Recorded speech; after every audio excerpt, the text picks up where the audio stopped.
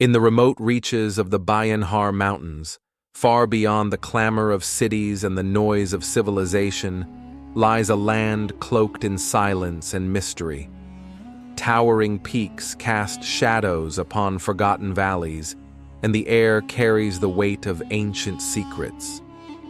It was here, in 1938, that a Chinese archaeological expedition stumbled upon something that would defy logic, ignite fierce debate, and remain buried beneath layers of controversy for decades to come.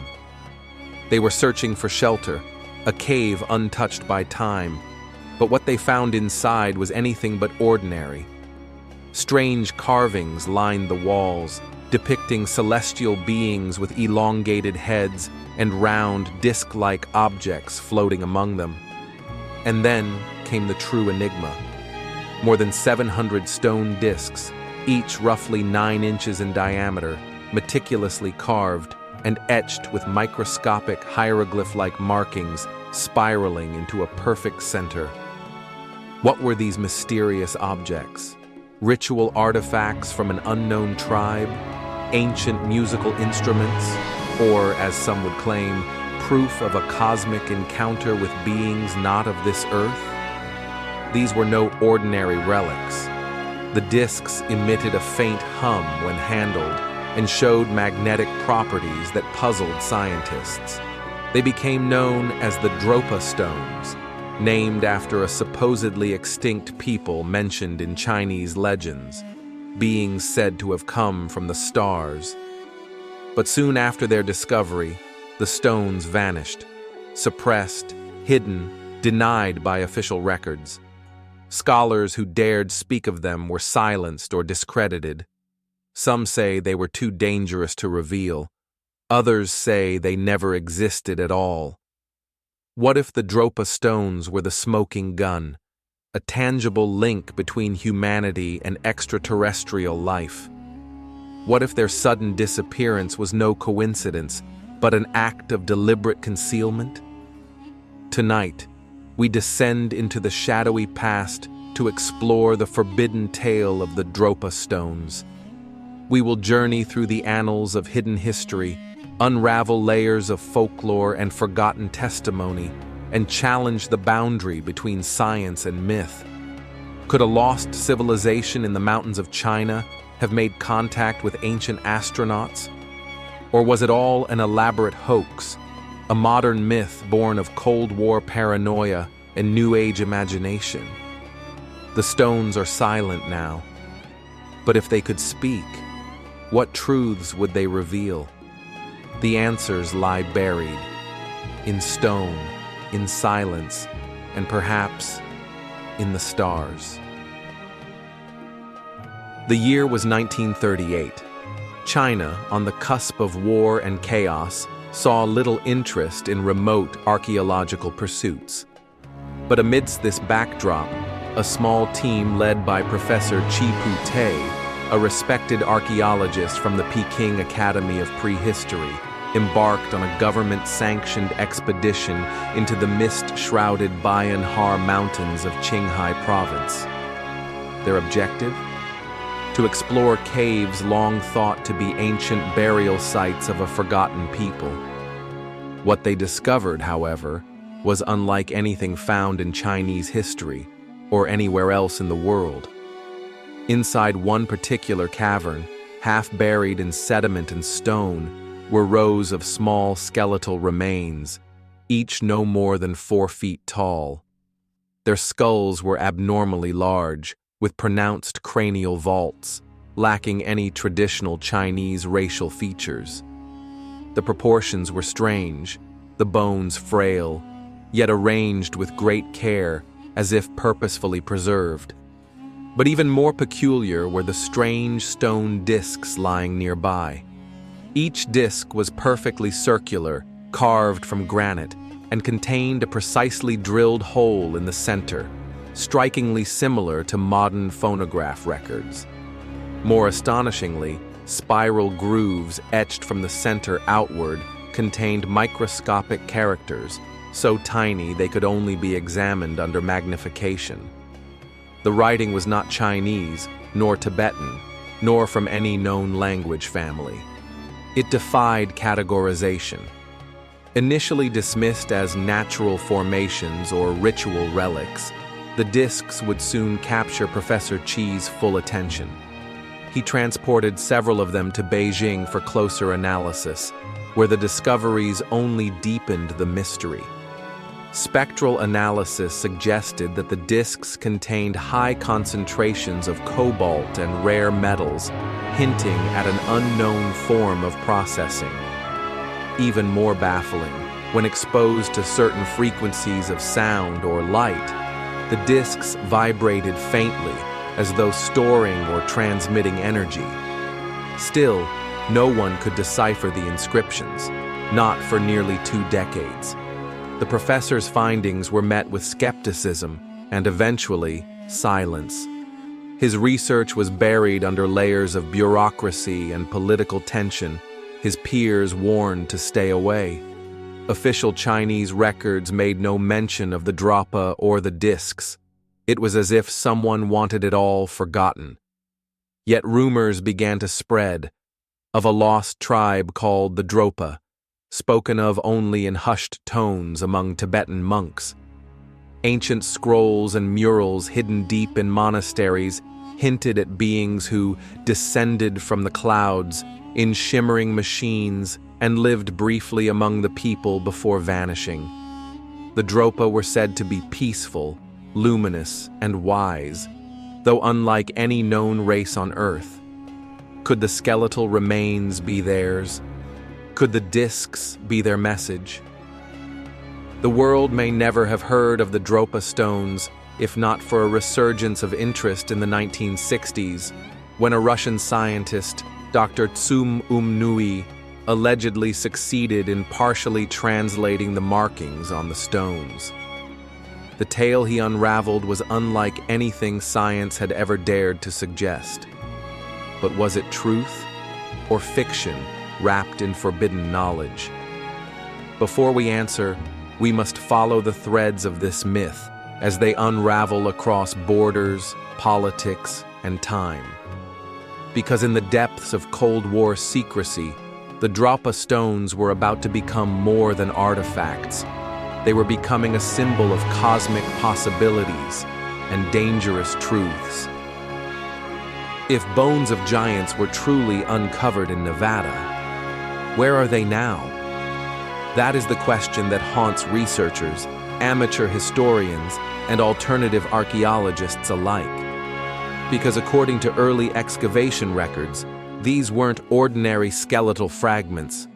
Multiple reports mention femurs over 28 inches long, skulls with double rows of teeth, jawbones that dwarfed those of modern humans. Some of these anomalies were allegedly shipped off to the Smithsonian Institution and regional universities for analysis. But when later inquiries were made, curiously, there were no official records to be found. The bones, it seemed, had simply vanished. Was this a case of mislabeling, poor preservation, or something more deliberate? A chilling theory emerged among fringe researchers, that a long-standing academic conspiracy was in place, not just to suppress controversial finds, but to maintain a consistent narrative of human evolution that excluded giants, hybrids, or extraterrestrial involvement. In 2014, a viral claim shook the internet that the Smithsonian had destroyed thousands of giant skeletons in the early 1900s. While this has been widely dismissed as a hoax, it fueled growing distrust.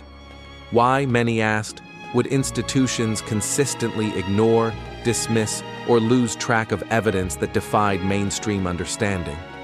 Consider this. Lovelock Cave yielded over 10,000 artifacts, but the most controversial remains, the red-haired giants, were quietly removed from the discussion. Today, you can visit museums in Nevada and see the baskets, the tools, the duck decoys. But the skeletons? Nowhere in sight. And yet, Some photographs remain. Black and white images taken by early researchers, now grainy and archived, show men standing beside unnaturally large skulls. Are they genuine? Fabricated? Or were they once part of a forgotten collection that threatened to rewrite human history? Even more compelling are testimonies from tribal elders who maintain that their ancestors did not lie, that the Ka were real, that their defeat in the burning cave was not just myth, but a chapter from a distant past, one erased from stone but remembered in spirit. So we must ask, are we uncovering lost truths, or only scratching the surface of a much deeper deception?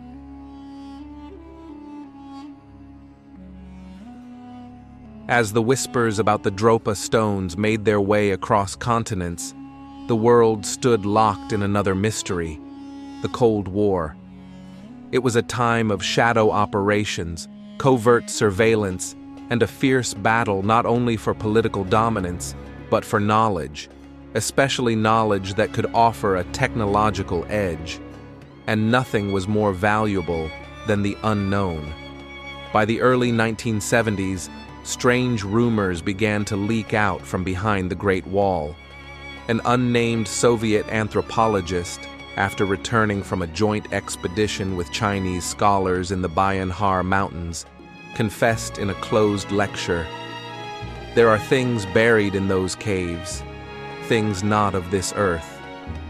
Yet, no one could confirm the authenticity of his claims. The Dropa Stones, once reported in obscure Chinese journals, began to disappear, not just physically, but from historical records. Libraries removed references. University catalogs updated their archives, leaving blank spots where Tsum Umnui's works once resided. Photographs circulated in the West, grainy black and white images of round stone discs with perfectly etched spirals. But these too began to vanish from official channels. Who was erasing the Dropa, and why? Some whispered that the Chinese government, recognizing the potential danger of the discs' implications, had buried them under state secrecy, perhaps even destroyed them to avoid global panic. Others believed they were handed off in clandestine deals, traded to powerful foreign governments in exchange for political leverage or technological collaboration. But then, a sliver of light cut through the fog. In 1994, a German engineer and researcher named Hartwig Hausdorff traveled to China in search of the legend. Gaining access to remote regions near the Tibetan border, he visited the Banpo Museum in Xi'an. There, among dusty storage shelves and dim corridors, he claimed to have seen two stone discs, almost identical to the ones described decades earlier, perfectly round, about 30 centimeters across, with a distinct spiral groove and faint, unnatural symbols etched into the surface. Hausdorff's photographs, unofficial and hurried, spread like wildfire. His books and lectures popularized the idea that the Dropa Stones were real, that alien contact had occurred in our deep past, and that governments around the world were actively suppressing the truth. Of course, mainstream academia dismissed Hausdorff as a fringe theorist. They questioned the authenticity of his photos, his credentials, and even the existence of the museum items. But believers asked the same question again and again. If these stones are just myth, why do so many work so hard to erase them? In 2005, a satellite scan of the Bayan Har Range revealed unnatural cave networks hidden beneath the earth, some stretching for miles, too symmetrical and deep to be natural formations. The Chinese government offered no explanation. Curiously, that same year, access to the region was restricted. Coincidence or containment? Meanwhile, the United States quietly declassified thousands of CIA documents from the Cold War era. In one cryptic 1979 memo, a field agent noted a foreign object retrieval in a high-altitude region of western China, details classified, location redacted. But one phrase stood out: object shows signs of intentional data storage. Composition: crystalline silica with metallic resonance, possible non-human origin. Could this be a reference to a Dropa stone? With every revelation, the line between ancient myth and modern secrecy grew thinner. The Dropa were no longer just the stuff of forgotten caves and tribal folklore. They had become the centerpiece of a global puzzle, tugging at the edges of human history, science, and belief. But still, no one knew where the remaining discs had gone.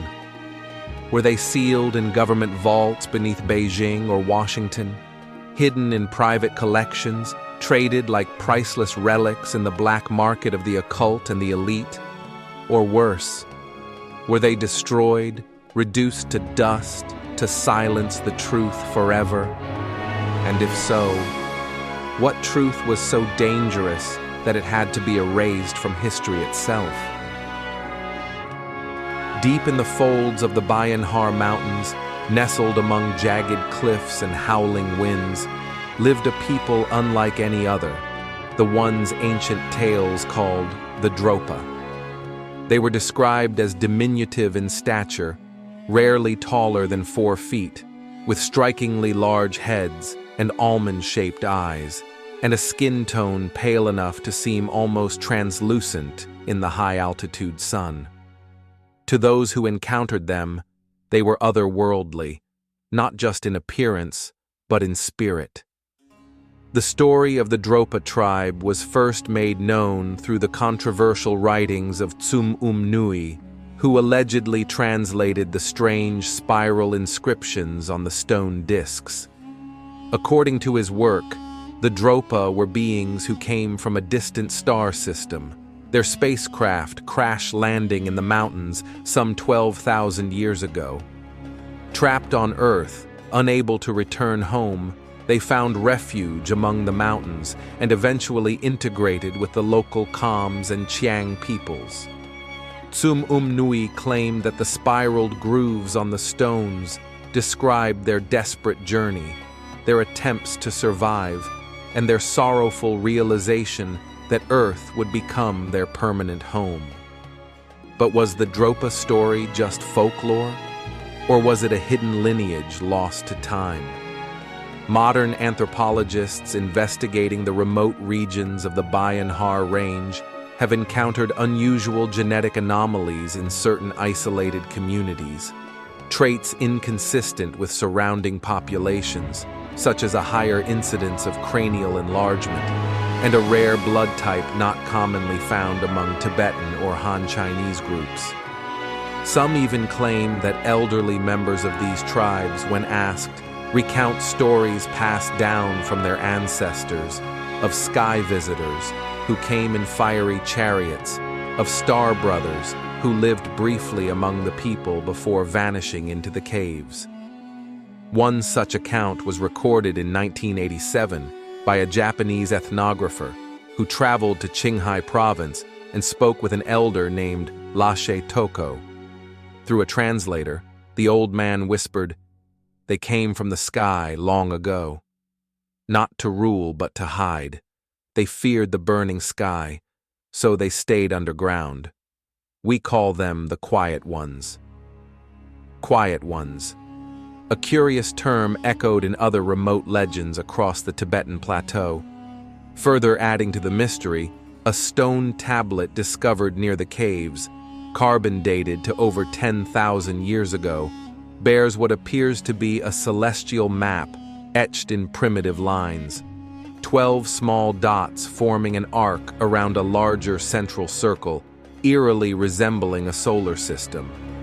The Chinese archaeologist who first examined it reportedly said, "It is as if someone from the sky was trying to show us where they came from."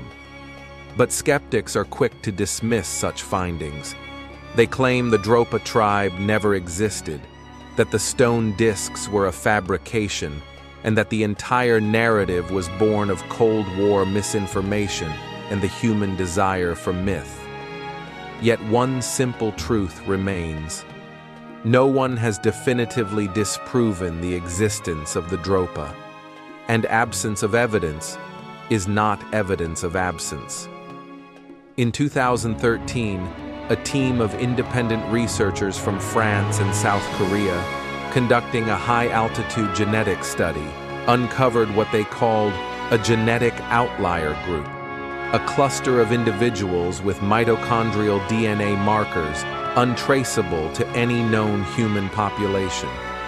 They were cautious in their claims, suggesting the possibility of ancient interbreeding with a long-extinct hominid, but others whispered a different possibility. This could be proof of a non-human genetic signature, perhaps extraterrestrial. Could the Dropa have been real?